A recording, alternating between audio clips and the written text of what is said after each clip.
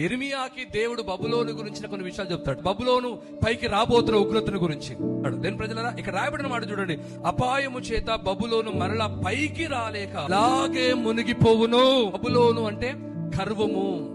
బబులోనులో ఉన్న ప్రజలందరూ కూడా గర్విస్తులు అని దేవుని యొక్క వాక్యం మనం చూడగలం. గర్వము కలిగిన వాళ్ళు కూడా ఏమవుతారట, వారు మునిగిపోతారు అని దేవుని యొక్క వాక్యం తెలియజేస్తా ఉంది. దీవెనకరంగా నువ్వు మార్చబడాలంటే నీ జీవితంలో ఉండకూడని గర్వం అనేది నీ జీవితంలో ఉండకూడదు. కొంతమందిని చూస్తా ఉంటే ఎందుకు గర్వపడతారో కూడా అర్థం కాదు. చదువును బట్టి గర్వం, వారు చేసే ఉద్యోగాన్ని బట్టి గర్వం, పేరెంట్స్ ని బట్టి గర్వం, చేతిలో ఉన్న డబ్బును బట్టి గర్వం, వారి మాట గర్వంగా ఉంటుంది. నేను అని వారికి అంత గర్వం ఉంటుంది. ఏ నుండి జెడ్ వరకు చూడండి, ప్రతి లెటర్ కూడా ఎక్కడనో ఒక దగ్గర ఏమైంది చెప్పండి, కాస్త బెండే ఉంటుంది. కానీ ఐ దగ్గర చూడండి, అది ఎన్నడూ బెండు కాకుండా అలాగనే ఉంటుంది. గర్వం అండి, గర్వం. చాలా మందికి నేను, నా చదువు, నా జ్ఞానం, నా అందం, నా ఉద్యోగ ప్రజలరా, మన జీవితాలు దీవెనకరంగా మార్చబడాలంటే నీ దేవుని బట్టి, నీ దేవుని యొక్క వాక్యాన్ని బట్టి గర్వ